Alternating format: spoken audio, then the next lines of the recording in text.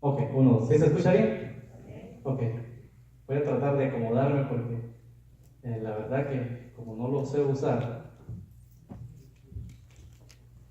Bien, hermanos, qué privilegio es presentar la palabra del Señor nuevamente en este lugar y es un honor para mí verlos a todos los que conocemos, algunos que ya se fueron y ver caras nuevas. Gracias al Señor por esta gran sorpresa de ver nuevamente al hijo del hermano José. Los que conocimos a José, no, muchos no lo conocieron, pero los que lo conocimos, fue un privilegio tenerlo con nosotros y oremos por él. Sabemos que el enemigo es astuto, pero más grande es el poder de Dios, que puede transformar una mente, un corazón.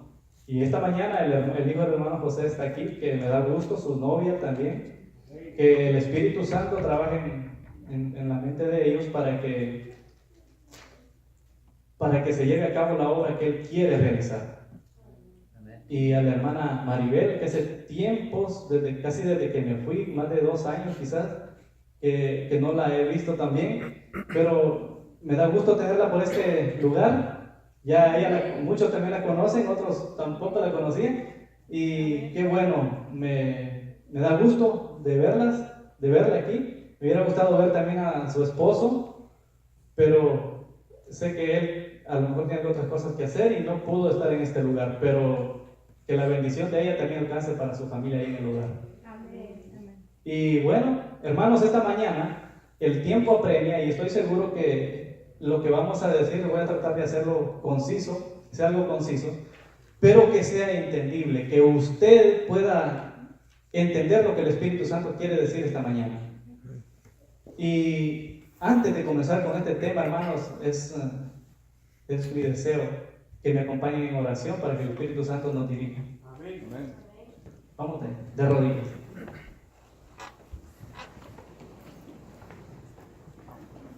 Querido Señor, gracias te damos esta mañana porque nos das el honor de presentarnos delante de ti para exponer tu palabra.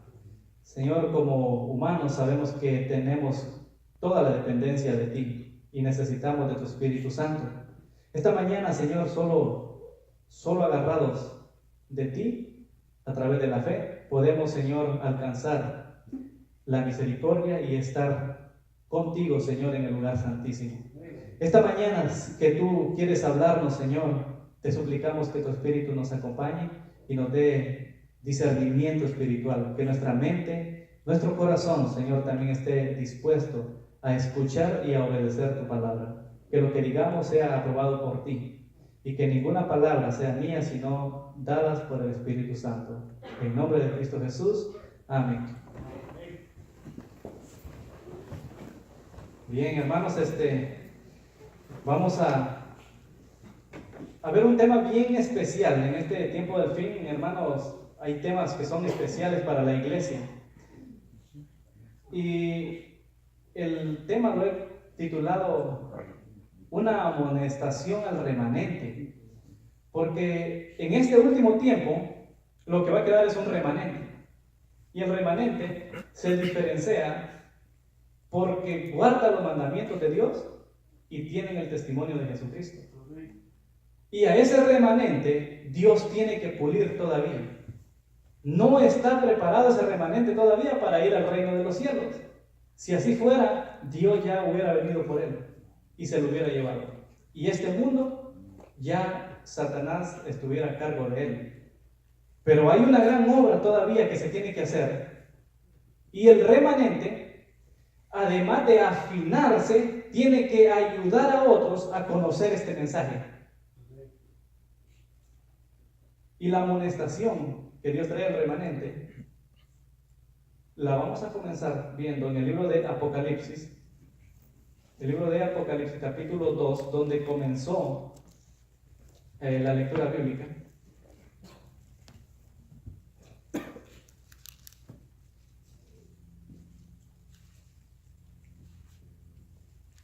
¿La tenemos? Dice la lectura bíblica. Sí, vamos a leer el versículo 2 y el 5. Dice así, nosotros conocemos el mensaje a la iglesia de Éfeso.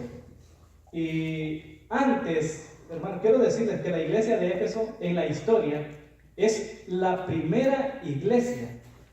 Y como es la primera iglesia, es especial el mensaje que Dios le manda. Y lo vamos a ver a través de la historia y a través de la palabra del Señor y a través del don profético. Que el mensaje que Dios le da a la iglesia de Éfeso es un mensaje que tiene que ver también con la última iglesia de este tiempo. Y es la iglesia de la Odisea. Porque todos los reproches que se le daban a todas las iglesias se vienen a cumplir todos en una sola. Y esa es la iglesia en la cual, ¿cómo se llama la de ahora? La Odisea. Iglesia de la Odisea. Y la Odisea significa juicio, que estamos en un juicio. No me va a dar tiempo de entrar, hermanos, en todas las amonestaciones que Dios le da a través de las iglesias. Si acaso voy a tocar una o dos. Pero el propósito es que estas amonestaciones también sean para su pueblo hoy en día. Dice la palabra del Señor, lo tenemos, Apocalipsis capítulo 2, versículo del 4 y 5. Pero tengo contra ti que has dejado tu primer amor. Recuerda, por tanto, de dónde has caído y arrepiéntete y haz las primeras obras. Pues si no, vendré pronto a ti y quitaré tu candelero de su lugar, si no te hubieres arrepentido. Bastantes veces hemos escuchado estas palabras, ¿verdad? Las hemos leído, hemos meditado incluso en ellas. Pero el testigo fiel tiene una amonestación para su iglesia hoy. Y la primera amonestación que dice es que Dios tiene algo contra nosotros. Y ese algo que tiene contra nosotros es que nuestras obras han dejado de hacerse. Dice, has dejado tu primer amor, y como consecuencia de haber dejado el primer amor, ¿qué sucedió? Como consecuencia de haber dejado el primer amor, se dejó de hacer la obra que Dios nos había encomendado.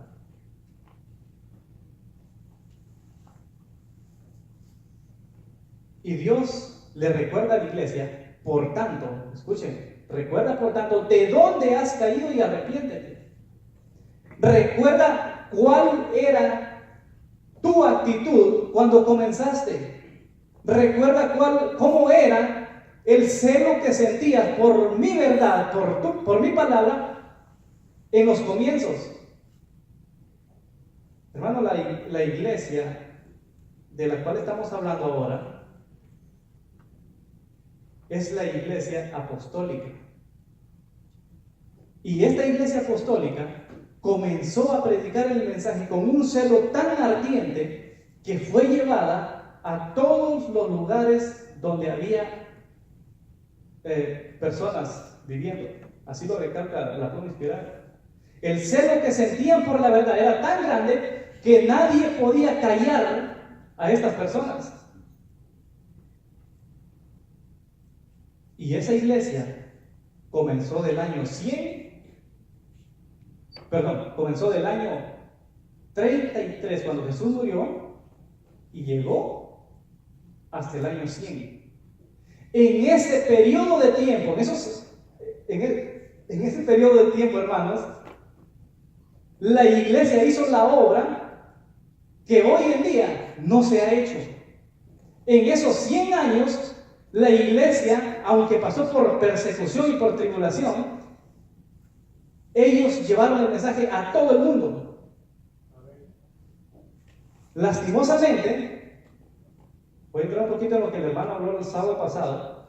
Lastimosamente, llegó un periodo del año 100, cuando hay una transición para pasar a la otra iglesia, del año 100 al año 313, donde culmina la siguiente iglesia, donde la apostasía que había venido entrándose aún en la primera iglesia, tiene sus consecuencias. Y en los primeros 100 años, la iglesia había pasado por una época, por una etapa de gloria espiritual. Pero ¿sabe qué? Dentro de la iglesia se habían infiltrado personas que llevaron a la iglesia a una gran apostasía. Y como resultado de esa gran apostasía, es necesario que Dios, el testigo fiel, envíe un nuevo mensaje. Y ese mensaje era: arrepiéntete y haz tus primeras obras. Porque las primeras obras que la iglesia de Éfeso había hecho eran aceptadas por Dios. Pero ahora se había estancado y por lo tanto necesitaba nuevamente volver al primer amor. ¿Cuál era ese primer amor que habían perdido? Vamos a ver qué nos dice la palabra del Señor. Jeremías 2, capítulo 2, versículo, vamos a leer el 2 y el 3.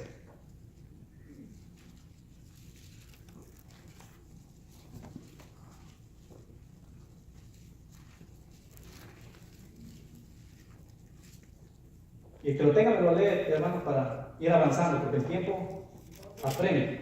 Del 2 al 3. Anda y clama a los oídos de Jerusalén, diciendo: así dice Jehová, me he acordado de ti, de la lealtad de tu juventud, del amor de tu desarrollo, cuando andabas en pos de mí en el desierto, en tierra no sembrada. Santidad era Israel a Jehová, primicia de sus nuevos frutos. Todos los que devoran injuriarán, mal vendrá sobre ellos, dice Jehová. Amén. Entonces, mire qué tremendo. El pueblo de Dios dice que era delante de Dios, dice, habían dejado un primer amor, y ese primer amor que había dejado ahí lo dice.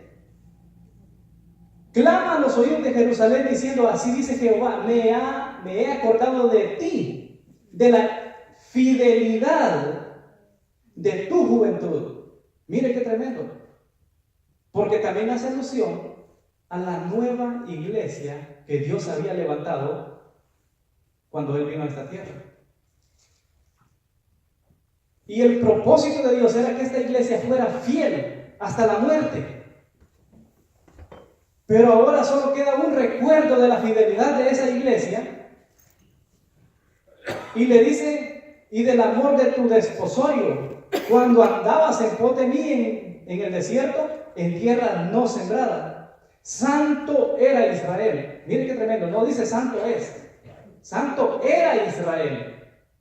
¿Usted cree que Israel de hoy es santo? No, hermano, no, nada. Pero debería de alcanzar una norma de santificación elevada. Dice: santo era Israel a Jehová, primicias de sus nuevos frutos. Era el deleite de Dios presentar a un pueblo santo.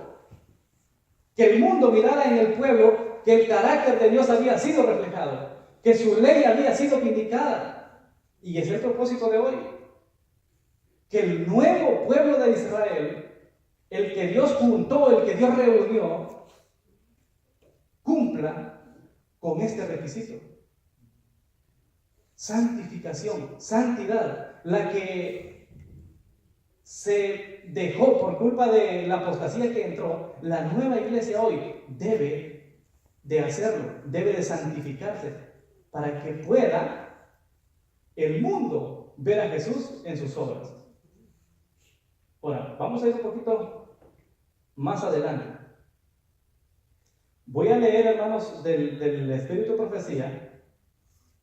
Esto está en Hechos de los Apóstoles, en la página 463 y 464. Voy a leer una parte, porque la apostasía que entró a la iglesia, la podemos nosotros ver ahora también dentro de la iglesia, y podemos ver cuál fue el motivo por el que entró la apostasía, y cómo nosotros podemos evitar que la iglesia caiga nuevamente en una apostasía más fuerte, omega, como se le llama, o que el remanente sea dispersado por falta de conocimiento. Miren lo que dice la palabra del Señor, porque es la palabra del Señor. Uno tras otro, el mensaje de la primera iglesia, miren qué tremendo. Uno tras otros,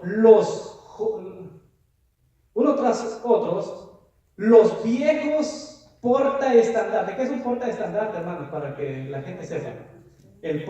Un portaestandarte se lo voy a ilustrar sencillamente. Cuando alguien está en una guerra, ahorita está en guerra espiritual, cuando alguien está en una guerra, lo primero que va adelante es una bandera, con la bandera del país que está peleando contra el otro. Y una persona va llevando esa bandera. Y donde la bandera se siembra, el ejército tiene que llegar peleando. Y la bandera no se puede regresar cuando esté el ejército ya. Tiene que llegar el ejército hasta ahí. Los portaestandartes ya no existían. Cayeron los portaestandartes. ¿Qué pasó con ellos? Dice la palabra del Señor. Uno tras otro los viejos portaestandartes cayeron en su puesto. Algunos de los obreros más jóvenes que podrían haber sobrellevado las cargas de los soldados de vanguardia y así haberse preparado para dirigir sabiamente la obra, se habían cansado de las verdades tan a menudo repetidas. Oiga, qué tremendo. ¿Quiénes dicen que se cansaron? Los nuevos jóvenes que llegaron no quisieron levantar la bandera de la verdad y de esa manera se fue muriendo la verdad. Qué tremendo. Porque la misma Biblia dice que los jóvenes son los que se cansan y se fatigan. Y los viejos portaestandarte de hoy en día están muriendo. Se están muriendo. Están cayendo. Y los que van a levantar esas verdades, ¿quiénes son? ¿Quiénes son? Los jóvenes. ¿Pero qué se está haciendo con la juventud? Están cayendo. ¿Y saben por qué? Porque no tienen una preparación. Hay muchos jóvenes que tienen conocimiento hoy, pero son arrogantes, egoístas, prepotentes, vanidosos, mundanos, y se le puede añadir más a una lista. Y el Espíritu Santo no los puede usar.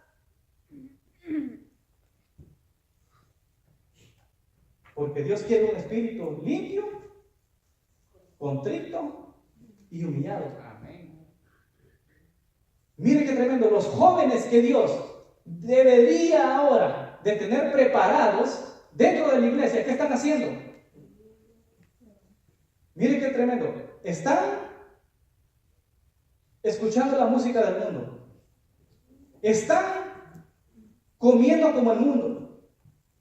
Están divirtiéndose como el mundo. Y aún están queriendo traer esa diversión del mundo dentro de la iglesia. Y estos son los soldados que el pueblo está preparando para llevar una obra en el tiempo final. Estos soldados, hermanos, pronto van a caer. Si alguien hoy en día tiene un talento que demostrar, que lo demuestre con los jóvenes. Porque los jóvenes son la base de esta obra. Y un joven que está mal instruido va a ser un mal maestro en la obra del Señor. Mire qué tremendo. El joven, voy a hacer un paréntesis aquí para hablar del joven. El joven, hermano, le encanta, porque yo también soy joven, no me siento viejo. Al joven le encanta imitar a alguien. Al joven le encanta admirar a alguien. Pero lastimosamente, los jóvenes admiran al futbolista más grande del mundo.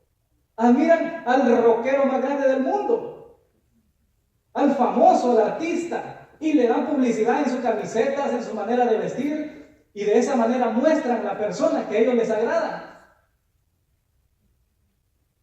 Pero cuando venimos a la iglesia, venimos con una actitud que quisiéramos salirnos pronto de la iglesia. ¿Sabe por qué? Porque estamos tan acostumbrados a las cosas que el mundo nos ofrece, que son más tentadoras, son más, lo hacen ponerse hyper, estar activo, estar vivo, que cuando viene a la iglesia, las alabanzas le parecen aburridas, la oración le parece demasiado tediosa, y estar sentado en una silla escuchando palabra del Señor le parece demasiado tiempo. Y estos son los portaestandartes que la iglesia tiene hoy adentro. ¡Qué tremendo! Estos son los que van a llevar la obra en el tiempo de más oscuridad espiritual. Cuando, dice la palabra del Señor, con los de a pie se cansaron, ¿qué será con los de a caballo? A ellos les va a tocar luchar con los de a caballo. Nosotros vamos todavía con los de a pie. Cuando vengan los de a caballo, hermanos, vamos a ver qué o quién de los jóvenes que hoy tenemos ha sido preparado correctamente. Ustedes saben que el último mensaje que la hermana Guay dio fue acerca de los jóvenes. El último mensaje que ella dio cuando ya estaba muriendo fue: trabajen con los jóvenes. Y ella dice: un ejército bien preparado de jóvenes. ¿Qué tan rápido no se podría proclamar esta gran verdad que tenemos? Esta obra. Pero dice bien preparados. Pero ¿cómo están preparados los jóvenes hoy? ¿Cómo el joven se está preparando hoy? ¿Viendo la televisión todo el día? ¿En la tableta metido todo el día? ¿En el teléfono todo el día? De esa manera es como estamos preparando a los jóvenes. Ahora imagínense, si así estamos preparando a los jóvenes, ¿qué va a pasar cuando venga la persecución? Usted y yo estamos, porque yo tengo dos jovencitos también, en 2 años ya tengo 2. Bueno, son 3, me están diciendo. Ok, hermanos, estamos criando futuros perseguidores. Los futuros perseguidores los estamos criando en nuestra propia casa. Y nosotros somos los culpables. ¿Sí? Y si estos son los que estamos preparando para dar un mensaje, hermanos, hay una gran cuenta que darle a Dios. Tremenda cuenta que tenemos que darle al Señor. Yo he venido viendo el rastro de los jóvenes de hace más o menos 10 años, los que antes tenían 10 hoy tienen 20. Hermanos, era una multitud de jóvenes. Y yo siempre les dije: hermanos, trabajen con los niños y los jóvenes. Porque estos son el futuro de la iglesia. Hermano, a mí me da tristeza cuando veo hoy los jóvenes, grandes muchachotes, perdidos fuera de la iglesia, y otros dentro de la iglesia, pero con todo el mundo adentro. Y digo: Señor, si estos son los que van a llevar la verdad, tienes que pulirlos primero.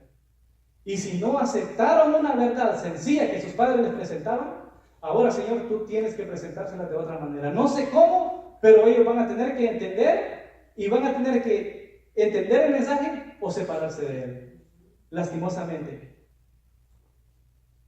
Pero el mensaje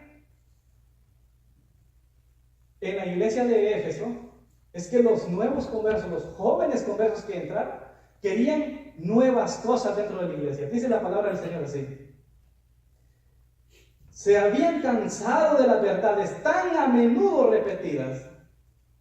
En su deseo de algo novedoso y sorprendente, intentaron introducir nuevas fases de doctrina. Oiga, qué tremendo. ¿Verdad que ahora queremos traer nuevas cosas? Aquí, gracias al Señor, no se ve, hermanos. Pero están lugares donde se quieren introducir nuevas cosas en la iglesia porque queremos entretener a la gente, como que la gente fuera una persona que pagó su boleto para ver a un cirquero. Sí. Y se traen nuevas cosas con la intención de entretener a todo el mundo sin darnos cuenta, algunos no se dan cuenta y otros lo hacen porque quieren, que se le está haciendo un gran daño a la obra del Señor. No solo al niño, a la obra del Señor. Dice, querían introducir nuevas fases de doctrina más placenteras para muchas mentes, pero en desarmonía con los principios fundamentales del Evangelio. A causa de su confianza en sí mismo, de los jóvenes, y su ceguera espiritual, no pudieron discernir que esos sofismas serían causa de que muchos pusieran en duda las experiencias anteriores y así producirían confusión e incredulidad. Y usted va a ver, hermanos, hoy en día, dentro de la iglesia, una de confusión que ni ellos mismos saben. Están confundidos completamente. ¿Por qué? Porque las nuevas doctrinas, los nuevos líderes, las nuevas dirigentes que Dios, los nuevos dirigentes que Dios tenía, ¿qué han hecho? Han dejado la sana doctrina y han ido a agarrar al mundo y traen aquí a la iglesia. Agarran en el mundo y traen para acá. Y de esa manera, hoy en día es raro ver a un joven que sea fiel a Dios, a su palabra, y una persona digna de poder admirar. Cuesta ver esos jóvenes. Y la culpa no es solo de ellos, es la culpa de los padres. ¿Sabe por qué? Porque como padres se le permite al joven, se le da rienda suelta para que haga lo que quiera, cuando uno puede ponerle un alto. Si queremos, hermanos, tener jóvenes llenos del Espíritu Santo de aquí a 10 años, si el Señor no ha venido, que yo espero que venga pronto, necesitamos hoy trabajar en ellos. Santifícalos en tu verdad, dijo Jesús. Tu palabra es la verdad. Amén. Hay jóvenes, hermanos, que no están santificados en la verdad, que no pueden sostener una verdad, que no pueden hablarle a alguien más de una verdad que ellos no conocen. Y estos jóvenes, si no se les pule dentro de la iglesia, cuando mueran los viejos estandartes, que están los hombres que están ahora levantando la verdad, ¿sabe quién se va a quedar aquí? Se van a quedar los jóvenes influidos por el mundo y sus deseos. Yo sé que Dios tiene un remanente siempre fiel, y dentro de 1000 jóvenes Dios puede levantar a varios que prediquen este mensaje. Continúa la pluma inspirada diciendo: la discusión de asuntos de doctrina sin importancia y la contemplación de agradables fábulas de invención humana ocuparon el tiempo que debiera haberse dedicado a predicar el Evangelio. Esos jóvenes, hermanos, si se les enseñara, llevarían el mensaje más pronto de lo que nosotros lo hacemos, los viejos, los de mayor edad, no viejos, porque nadie está viejo aquí. Porque son una potencia de energía esos muchachos, pero deben de estar pulidos, enseñados en la sana doctrina, que sepan usar la palabra del Señor. No me quiero extender mucho en esto, así que voy a continuar en la segunda parte. Como resultado de haber dejado el primer amor, ¿qué fue lo que pasó en la iglesia? Entra la gran apostasía, una gran apostasía en la iglesia. Los nuevos conversos llegaron con nuevas cosas y después de exponerlas, estaban minando la mente de la feligresía con doctrinas nuevas, halagüeñas, Algo halagüeño es aquello que le agrada a la persona, aunque esté en desacuerdo con Dios. Y entonces Dios le manda un mensaje: has dejado tu primer amor. Y ellos no dicen, no es cierto, no, el primer amor lo tenemos, no. Ellos no reprochan nada de lo que el testigo fiel le manda, porque sabían que sí lo habían dejado. Sabían que la apostasía que había entrado encubiertamente, dijo el apóstol Pablo en el libro de Eclesiastés, segunda de Eclesiastés, capítulo 2, versículos 3 y 4, encubiertamente iban a entrar hombres perversos, lobos rapaces. Y esas personas iban a hacer de la iglesia mercancía. Y desde ahí en adelante, hermanos, muchas iglesias se han levantado con la intención no de llevar el mensaje de Dios, no, sino de enriquecerse a costa de las ovejas. Mire qué tremendo. Y dentro de la iglesia de Éfeso, Dios le manda un mensaje a su pueblo y le dice: recuerda por tanto de dónde has caído y arrepiéntete. Hermanos, el arrepentimiento es la primera fase. Es la primera fase de la iglesia. Si la iglesia no se arrepiente de la manera como está actuando hoy, de la manera como se presenta delante del mundo, de la manera como vive el evangelio, entonces el candelabro de esta iglesia va a ser quitado, va a ser retirado, removido. Y hermano, ¿sabe qué significa que el candelabro sea quitado?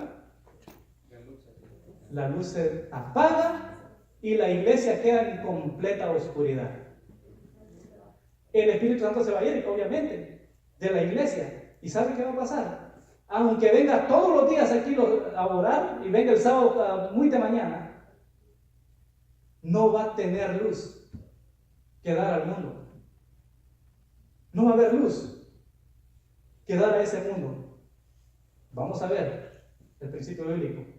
Job, capítulo 18. Job, atrásito de Salmos. Job, capítulo 18. Vamos a leer el versículo 5 y 6. Amén. Dice así: ciertamente la luz de los impíos será apagada y no resplandecerá la centella de su fuego. La luz se oscurecerá en su tienda y se apagará sobre él su lámpara. Oiga, qué tremendo. ¿Para qué queremos una iglesia sin luz? Una iglesia que no pueda proyectar la luz al mundo. Apocalipsis capítulo 2, versículo 5 lo recalca. Es donde estamos ahorita estudiando. Recuerda por tanto de dónde has caído, si no vendré pronto a ti y quitaré tu candelero de su lugar, si no te hubieres arrepentido. ¿Sabe qué me da gusto, hermanos? Que esta iglesia sí se arrepintió. La iglesia de Éfeso aceptó las palabras del testigo fiel y sí, se arrepintió y volvió a hacer sus primeras obras. Y prueba de eso es lo que sucedió con ellos después en la siguiente iglesia. Ahorita vamos a continuar. Sé que el tiempo apremia, hermanos. Hay algo ahí bien interesante. Y dice, pero tengo, en el versículo 6, pero tienes esto, que aborreces las obras de los nicolaitas, los cuales yo también aborrezco. Hermanos, yo creo que esto ya lo conocemos. Los nicolaitas se habían introducido en la iglesia con una nueva doctrina. ¿Y sabe cuál es esa doctrina? Que hoy se está esparciendo por todo lado y está esparcida. La gracia de Dios basta para ser salvo. Poniendo así la gracia, convirtiéndola en un libertinaje, porque al decir que la gracia de Dios basta para ser salvos, yo tengo luz verde para quebrantar su santa ley. Mire qué tremendo. Y esa es la doctrina que se ha metido por todo el mundo. Que basta la gracia de Dios, basta la justicia de Dios y eres salvo. ¿Hasta dónde, hermanos, el diablo ha metido este gran engaño? hasta dónde el enemigo ha alcanzado introducir esta gran apostasía. La fornicación, el adulterio dentro de esta secta era normal, porque no había una ley para ellos que quebrantar. Mire hasta dónde llegaron. Y no voy a entrar mucho en la doctrina de los nicolaitas, pero si miramos hoy, hermanos, aún dentro de nuestras propias iglesias, se ve esto. Se ve el anciano enamorado de la esposa del otro diácono. Y no me digan que estoy exagerando porque yo lo he vivido. Yo lo he vivido. No me lo contó nadie. El joven enamorado de la esposa del otro señor. Miren qué tremendo. Esta es la doctrina de los nicolaitas. Dentro de la iglesia. La fornicación y el adulterio. Pero es la iglesia que el Señor tiene para dar este mensaje.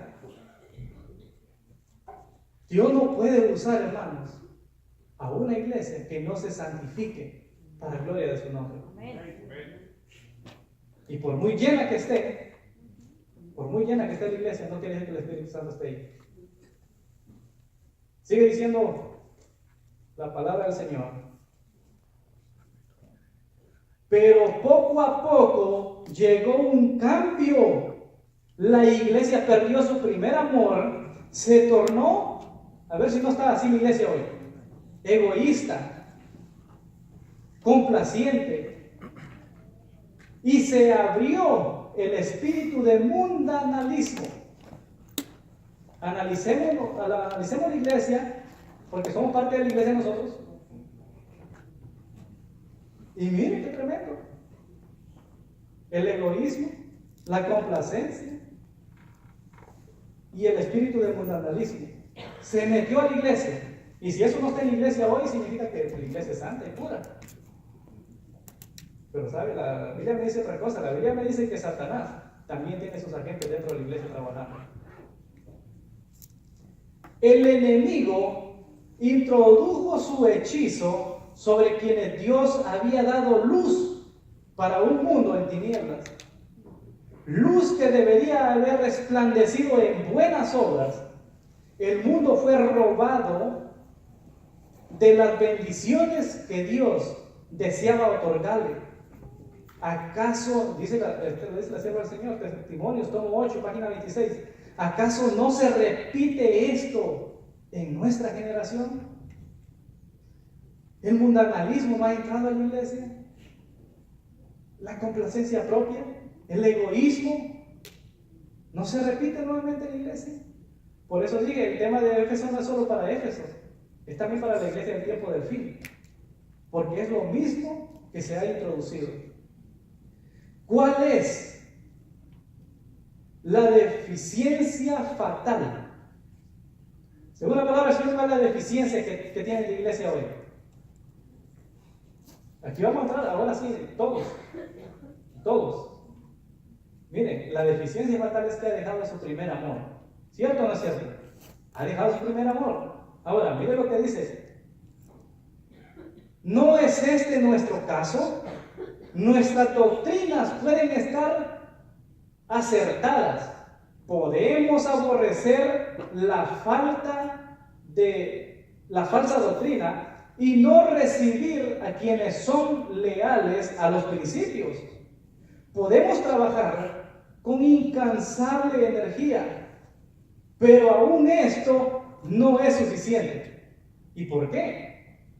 La iglesia trabaja, la iglesia hace obra misionera, predica, da testimonio, hace muchas cosas la iglesia. Mire lo que estoy diciendo. ¿Cuál es nuestro motivo? ¿Cuál es el motivo por el que yo voy a repartir revistas? ¿Cuál es el motivo por el cual yo voy a tocar puertas? El motivo dice que es. ¿Cuál es nuestro motivo? Porque se nos pide que nos arrepintamos. Porque aunque yo hago obra misionera y predico, canto y hago todo eso en la iglesia,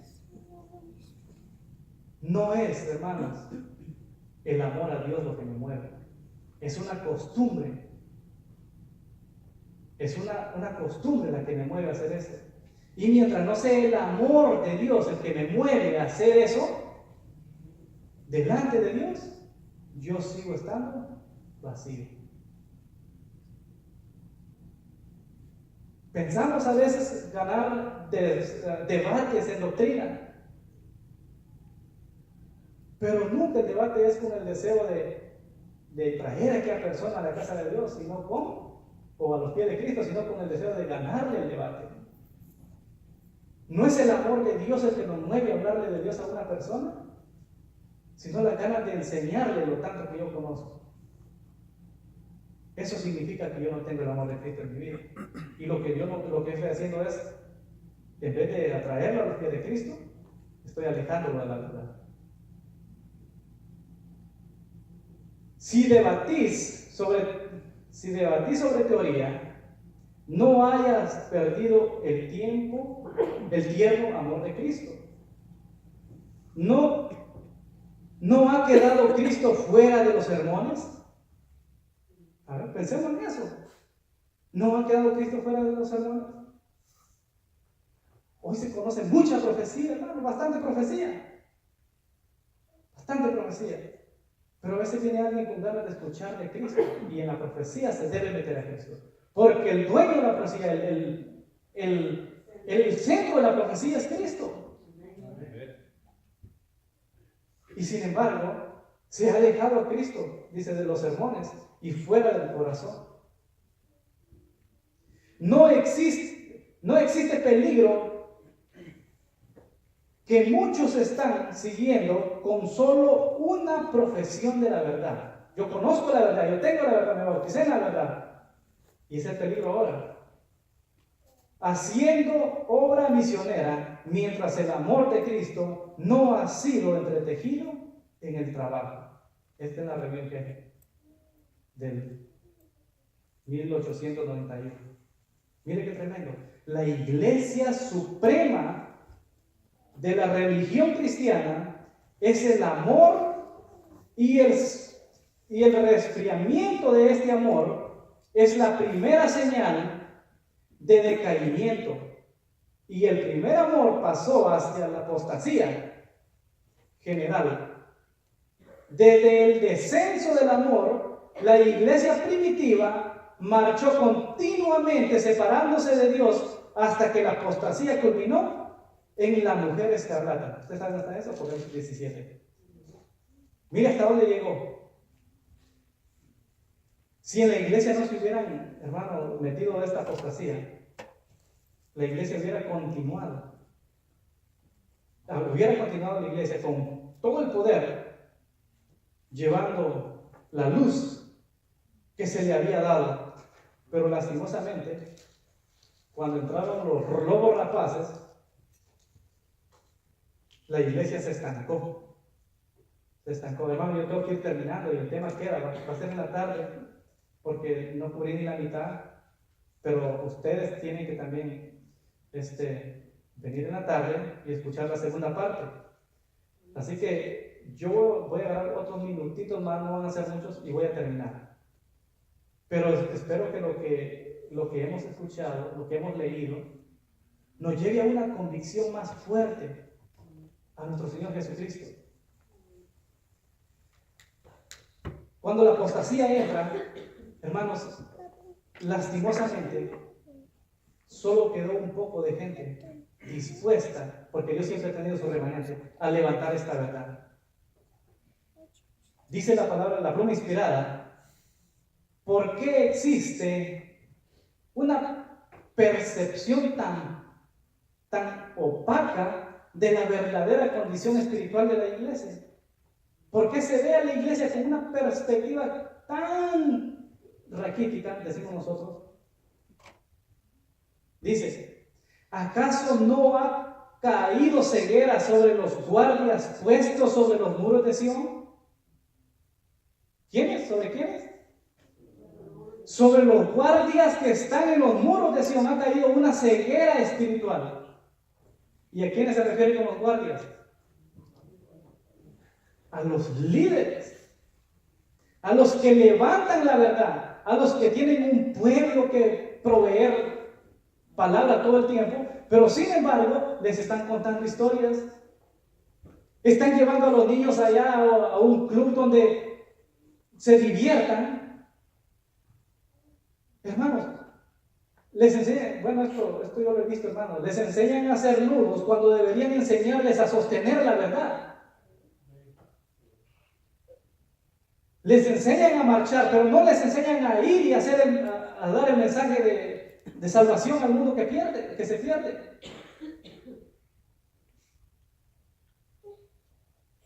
¿Por qué? Porque ha caído ceguera espiritual en los líderes, en los cabezas de la iglesia.